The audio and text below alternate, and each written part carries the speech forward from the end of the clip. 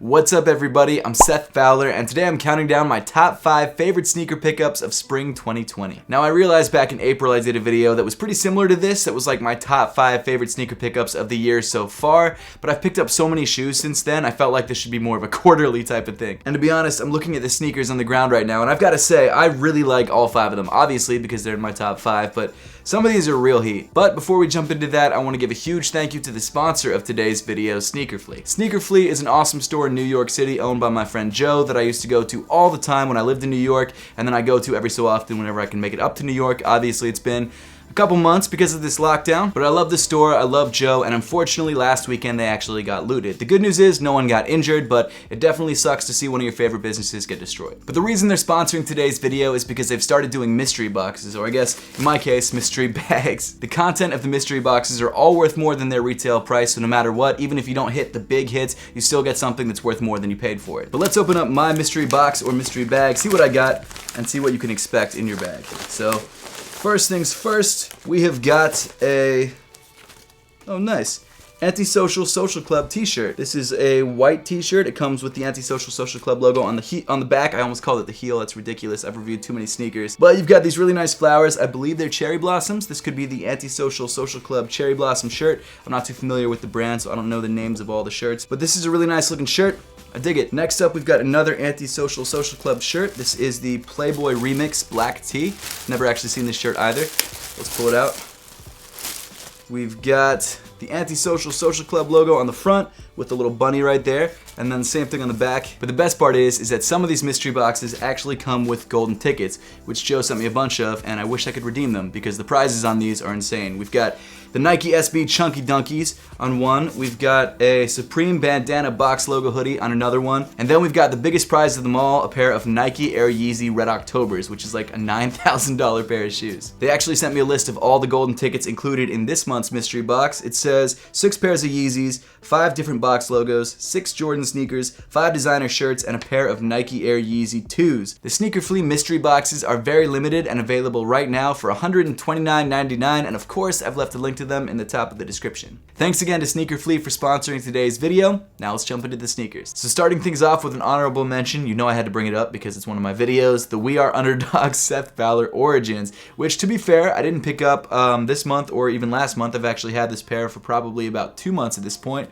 But the reason I wanted to put this in the video is because I'm actually seeing a lot of people get their pairs in, which is so crazy to see. And to watch a bunch of people posting pictures of a shoe that I designed on their Instagrams, on Twitter, and just making videos of them unboxing it and all sorts of crazy stuff like that is truly unbelievable. And I can't thank you guys enough for that. This is like one of those once-in-a-lifetime experiences that I can't believe is real. So I guess it's not really my own pickup, but it's me watching a bunch of other people pick up something that I made, which is so crazy. So thank you to everyone who grabbed the pair. I really appreciate the support. But getting into my actual pickups, at number 5, we've got the Nike Pegasus 37. I've always been a fan of the Nike Pegasus line because they make really great running sneakers that are also pretty solid for everyday wear, and this shoe is no different. In fact, the 37 is probably my favorite Pegasus sneaker ever made. In my opinion, this shoe is kind of like a mix between the Pegasus Turbo and the Pegasus 36, and I think they took all the good parts of both shoes and put them together. Unlike previous Pegasus models, this shoe features a full-length React midsole, and it also has a 4-foot zoom unit, which makes it even more bouncy. Needless to say, the underfoot comfort of this shoe is insane, both for running and for walking. This midsole is super soft, it's really well cushioned, but it doesn't ever feel like it'll bottom out. Like, it doesn't ever feel too soft to where you feel unstable. And that's one of the reasons that I think I prefer React to Boost when it comes to running, because even though I love the way that Boost feels underfoot, it's super soft, it's super cushiony,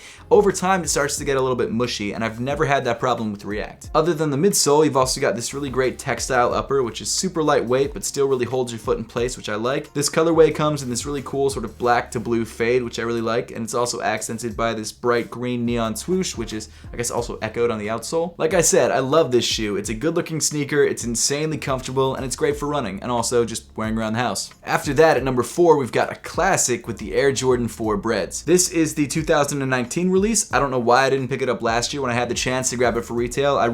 I just don't know what I was thinking. To be honest, this is a really great looking sneaker. The Air Jordan 4 is like one of the most classic Air Jordan models, and it's one of the most wearable. I've mentioned in a previous video that I'm trying to grab all the OG colorways of Jordan models from, I guess, the 1s to the 14s, and I'm getting pretty close. I think I still need like 4 or 5 different pairs, I think. Well, you know what? I didn't say that because I have some pairs coming in, so I shouldn't have said that. I haven't unboxed 2 of them yet, so Forget that I said that. But even though I had a bunch of 4s, I didn't have a pair of bred 4s, and this is such a solid looking pair of sneakers, I had to pick it up. Not only that, but you've got the classic Nike Air branding on the heel, which is fire, and this bred, or black red, and I guess gray and white colorway, is also super wearable. The one thing I'm not a huge fan of on this shoe is this synthetic nubuck. It kind of feels a little bit cheap, but to be fair, I'm pretty sure they're going for that sort of original look. So in that way, I get it, but I still would have preferred if they had used something that felt a little bit less like felt. Coming up at number 3, we've got the Adidas Ultra Boost 1.0 Core White or Triple White. This is probably my favorite Ultra Boost colorway of all time. It's just like the cleanest version of one of my favorite sneakers. And of course, it's got that 1.0 prime knit pattern, which I think is great. 4 years ago, back in like 2016, when this shoe first came out, this shoe was one of the most popular Ultra Boost colorways. Everyone wanted it, mainly because Kanye was wearing it as well. And it's just one of those shoes that's like the perfect summer sneaker. Like I said a little bit earlier, Boost is insanely comfortable, and I think for lifestyle wear, I prefer it to React because it's so much softer. But again, over time, it does kind of bottom out. A lot of people were calling this shoe a re-release, but to be fair, it's actually more of a retro. And the reason I say that is because there are some changes to this sneaker from the previous version. The biggest and most obvious is actually the implementation of a continental outsole. The original version of this shoe had that sort of nub thing that they used to put on the older Ultra Boosts. This one instead has that kind of flat nub situation, and it comes in continental rubber. I realize the next reason why I like this shoe so much really isn't a big deal to probably anyone else in the world other than myself, but that reason is that I like the way that they printed the Ultra Boost logo on the bottom of the insole. On some of the newer Ultra Boost models, you actually have this very bubbly Ultra Boost text, and to be fair, it doesn't look bad, it just doesn't look that great. I just really miss this older Ultra Boost text that says endless energy on the bottom of some of the older Ultra Boost models. It just looks better and more professional in my opinion. I guess that's not really important at all, but it's just something that I liked. Also, this insole is disgusting. It's got my dog's hair all over it, so that's great. Even though he's never been close to these shoes, I guess it just magnetizes dog hair to it, but just a thought. Another kind of interesting detail about this shoe is that even though the shoe looks all white from a distance, if you get up close to the prime knit, you'll notice that there's actually some cream woven in, which makes this prime knit match the Boost a little bit better because this Boost isn't actually perfect white either. Not a big deal, it's just something that I like. It's something that they didn't do on some of the newer Ultra Boosts. Personally, I think for Adidas and Ultra Boost fans, it does not get much better than the Ultra Boost 1.0 in Triple White. Coming in at number 2, we've got the Aimé Leon Dore New Balance 827. To be honest, I feel like this shoe and the Ultra Boost Triple White are kind of in the same spot. I feel like either one could have been number 2 or number 3, but I decided to go with this one mainly because it's a slightly newer pickup. This is actually the first New Balance 827 that I've ever owned, which isn't surprising because I'm just starting to really get into New Balance. I feel like it's one of those brands that's really underrated, and this is one of the best collabs, in my opinion, that have released all year. There are actually 3 different colorways of this collaboration that released. There was this yellow one, a white one, and a red one, and I think the yellow one's my favorite because I just don't have too many yellow sneakers in my collection, and I felt like it was such a different look. The New Balance 827 is also an older model that New Balance is reviving, especially for collaborations like this, and I'm really glad they are because I feel like it's one of the cleaner New Balance sneakers to release in a while. One of my favorite details on this shoe are the 3M hits that are kind of dotted all throughout the upper on this sort of like yellow arch thing and also on the toe. I feel like they add a lot of dimension to the shoe and make it a bit more interesting. They're not a huge detail, and it's not like you're really ever running in this shoe. I mean, you could run in this shoe if you wanted to, but I personally wouldn't, especially since I paid so much money for it, but it's a nice touch and I really like it a lot. I haven't had a chance to wear this ALD New Balance yet, but as soon as I do, I'm gonna rock the hell out of it because I think it's one of the dopest sneakers in my collection. And then finally, at number 1, we've got a recent pickup with the Soulfly Air Jordan 10s. This shoe released during the second to last week of the Last Dance documentary as a shock drop on Soulfly's website. It actually released in honor of Soulfly becoming 10 years old. I don't know how I beat the bots to get this pair manually.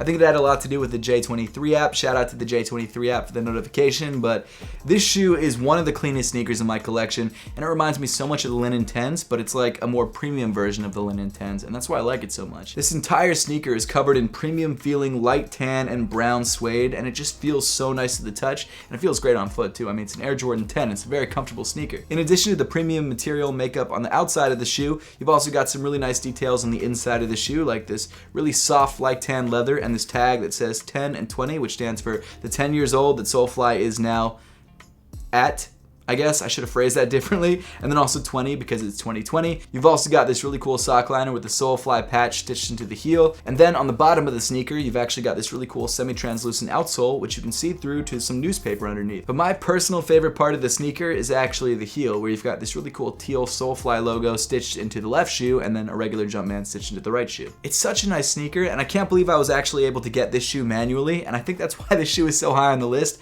Yes, I like it, but it was sort of the thrill of being able to grab a shoe online, which I haven't been able to do in a long time because these bots, man, they're killing it. It's not fair. But I am very excited about these Soulfly Tens, and I can't wait to rock these again. I've done it once, and I'm excited to do it again. But with that, we wrap up the list for today. Now, I would love to know your thoughts on this list and what some of your favorite pickups of spring 2020 were, so let me know in the comment section down below. Once again, huge thank you to Sneaker Fleet for sponsoring today's video. If you would like to grab one of their mystery boxes, I've left links to them in the top of the description. And as always, thank you so much for watching. Make sure to subscribe if you haven't yet, and I'll see you all in the next one.